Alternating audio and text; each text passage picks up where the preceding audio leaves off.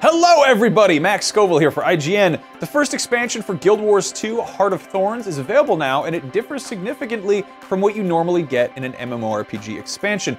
So here are 6 things you need to know about Heart of Thorns.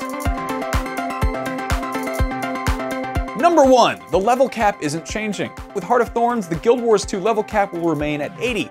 Players who've reached level 80 will instead focus on building mastery points, a type of lateral progression that gives them the option of mastering everything from hang gliders to new languages that open new PvE content. Players are allowed to focus on the mastery they choose for a uniquely customizable leveling experience.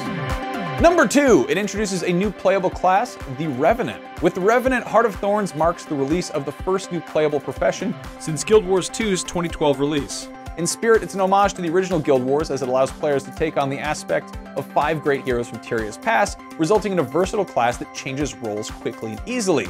It's ideal for players who can't make up their minds how they want to play. Number 3, all combat classes get elite specializations. Calling the Revenant the only new combat class is largely a matter of interpretation, as Heart of Thorns also introduces new elite specializations for all 9 classes once they reach 80. These allow new weapon options for each class, but they can also dramatically change the playstyle and purpose of a particular profession. Not only do most elite specializations look fun, but they also allow a means of added variety to your play experience without leveling an entirely new character. Number 4, there will be raids. Now, Heart of Thorns will have 10-player raids. ArenaNet plans to release it in 3 parts over the course of the next few months, and they'll reportedly place a heavy emphasis on coordination and positioning.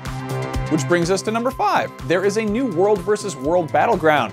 Guild Wars 2's players have largely been playing the same World vs. World battlegrounds for 3 years now, and Heart of Thorns will shake things up with the introduction of a new one called the Desert Borderlands. Drawing inspiration from real-time strategy games, the Borderlands place a much greater emphasis on holding objectives. In fact, holding certain forts generates some impressive bonuses, such as a sandstorm that cloaks your team members when you take the Earth Keep. It'll be the only available WVW map for a while, but ArenaNet plans to bring back the other maps in the future.